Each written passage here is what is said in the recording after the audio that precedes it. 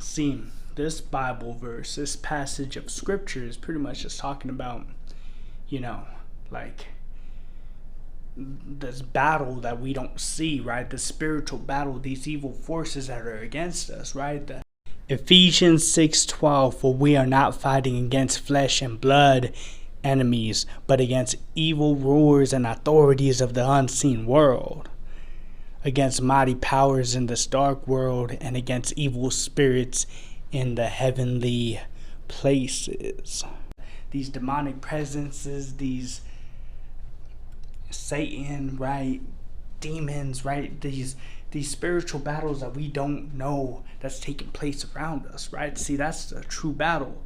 See, we're so concerned with the physical. We're so concerned with what's happening now, what's going on now, right? So that we don't really pay attention to like these other things. We don't pay attention to these greater battles, these greater wars that are being fought.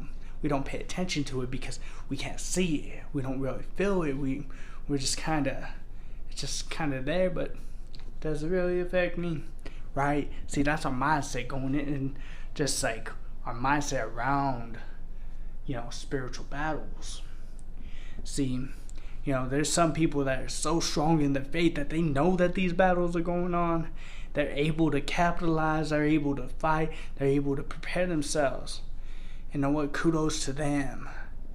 But some of us, we don't think about that. Sometimes we're just so focused on these little battles that we're facing every single day, right?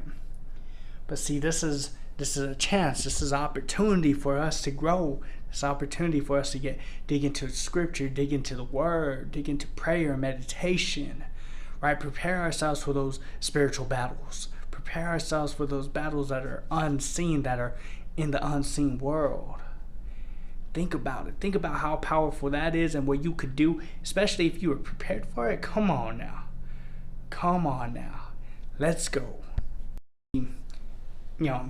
Life could be, pulled by your goals, right? Just as easily as life could be pushed by your drives.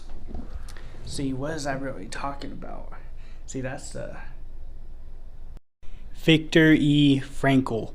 Life can be pulled by goals just as surely as it can be pushed by drives. Life can be pulled by goals just as surely as it can be pushed by drives.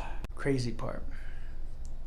See, these goals, they could pull your life, right? They could pull you away from, reality sometimes, because you're so focused on your goal, you just kind of forget everything else. And then you could be pushed by, what's your drive, what's driving you. That's kind of what I think it's trying to say, I believe. But all I can say is, what's your goals like, right? What are your goals? What is driving you to success, right? What little goals are goals that are distracting you and preventing you and pulling you away from your purpose? Right? Because I know what's great. Set goals. That's great. Do what you got to do. But if you're setting goals that are unattainable, if you're setting goals that are unreachable, setting goals that are pulling you away from your purpose, pulling you away from what God has planned for you, then you might need to evaluate what you're doing and what your goals really mean. Sorry, my neck hurt. But man, see, goals are good, but if it takes you away from it, if there's no drive to push you, right? If there's no push from the drive, then what are you doing, right? See, that's the thing. That is the thing.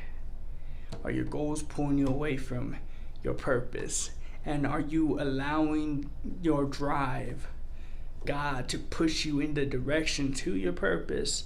And are you listening and applying it to your day-to-day life?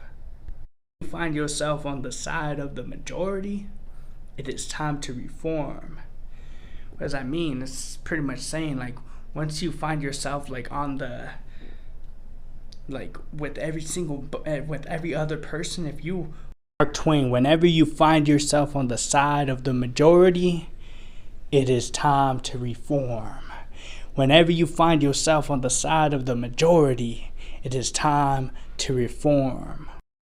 If your mindset has now drifted to the mindset of everyone else, if you are now thinking the same exact way as all of them, then you might need to evaluate your life, especially if you know that you don't follow the crowd, especially if you know that you are not someone that follows what everyone else does, then you need to evaluate it. You need to reform. You need to go and really make a big change. You need to really see where your values are. Maybe expand your mind a little bit more.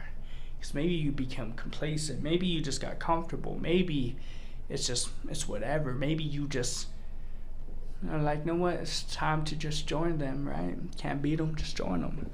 But if that's not your MO, if that's not who you are, if that's not what you do, if that's not how you roll, if that's not like just the drive that's in you, right? If that's not you, then you need to evaluate everything. See, a lot of people, they're too scared to be themselves. They're too scared to question things, to question authority, whatever it is, right? Maybe to a certain extent they still question authority, but in a different way, right? But see, so many people are so easily influenced. They want to fit in. They just agree because everyone else agrees, whether it's idiotic or not. See, that's the society we live in. The majority, that's where everyone will flock to, right? Because it's the cool thing. Because no one, you ain't want to be one of those suckers that just not fitting in. But maybe you do want to be one of those suckers that don't fit in. I'm one of them. A leader knows the way, goes the way, and shows the way. Come on, y'all. See, a leader is gonna lead by example. They're gonna do what they want people to do as well, right? They're not just going to. John C. Maxwell. A leader is one who knows the way, goes the way, and shows the way. A leader is one who knows the way, goes the way, and shows the way. I'll say it. They ain't just blowing smoke. They ain't just smoking mirrors. They're actually living it, right? Those are the true leaders, the ones that are actually in it, the ones that are actually doing it as well. Right? See, lead by example is what it's saying. Lead by example. That's a beautiful part in it. See, you got to know the way, you got to go the way, and you got to show the way. See, if you leave out any of these parts, then your leadership credibility, I think it's canceled. I think it's gone. Has no value no more. Because you ain't leading by example. You ain't showing what a leader would truly do. Just kind of there, right? Just kind of there. See, that's why you gotta that's why you gotta really just dig down deep. That's why you gotta be a great leader. You gotta learn. You gotta know what you're doing, what you're teaching, what you're leading by. And you need to stand firm, right? You need to stand firm. And see, that's the thing. That's the key to what you need to do. And see, a lot of people, they ain't about that. They ain't about being a good leader. See, they'll follow anybody. But if you ain't got the qualities of being a good leader, and you're leading people astray, and if you're okay with that, I think you need to question your leadership skills. I think you need to question if you're a true leader, because at that point, I don't think your leadership is credible no more. There's no credibility there no more. You're fake, you're phony. You're just a false leader. Nobody wants to be led by a false leader. Come on, y'all. Your regrets aren't what you did, it's what you didn't. So take every opportunity, right? See, a lot of us, we don't regret like the things that we did, the things that we took chances on, right? Took some risk. Cameron Diaz. Your regrets aren't what you did, but what you didn't. So I take every opportunity. Your regrets aren't what you did, but what you didn't. So I take every opportunity. Right? Most of the time, if we're being real honest with ourselves, the true regrets are those times, those opportunities we didn't take advantage of. We didn't go we didn't go forward and do the things that we said we were going to do and be able to be who we needed to be and to lead by example and to take some risk and all these things. See, right? Think about it. Your regrets, is it things that you did, or is it the things that you didn't do? Right? The things that you didn't do. I think that's true. The things that we didn't do is what we regret the most. Like, man, why didn't I do that?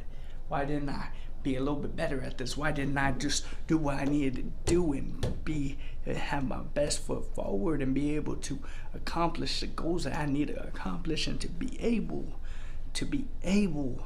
to do the things that God has set for me, right? See, know my purpose, do what I need to do. But see, now a lot of us, we too scared. We don't take these opportunities, and then we live with regrets, right? We live with regrets.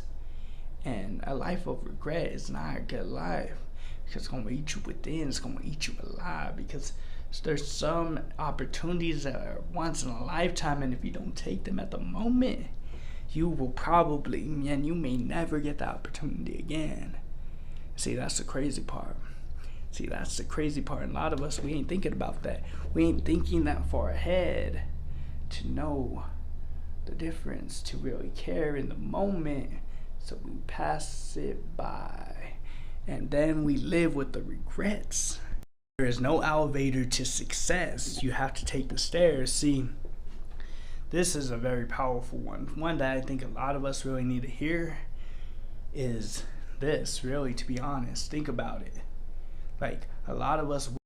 Anonymous. There is no elevator to success. You have to take the stairs. There is no elevator to success. You have to take the stairs. Wish that we could take these opportunities and to be able to, just kind of skyrocket to success and skyrocket to our goals and all these different things. But if you really think about it, the hard truth is you would not have the skills that you need to have equipped when you are in those positions of success now. Because then you're going to be walking aimlessly and blindly, and you're going to make so many mistakes and you're going to lose it all. See, that's why you need to be patient and feel grateful for the stairs that you had to walk to get to where you are. Right? See, that's why I'm trying to be patient. I'm like, man, I wish I could just... No. I don't think I have the necessary skills to even handle that at this point. Right? I gotta get there. I gotta start acquiring all these little skills, so when I get there, it's like when you start getting those items and those weapons and the armor and stuff, so you can make it to the final boss, so you can make it to the next boss. See, that's the same exact thing that was happening right now. If you ain't equipped, if you ain't got the right gear to go toe to toe with these giants, with these bosses, with these monsters, then you ain't gonna win that battle, because you may use cheat codes to get there.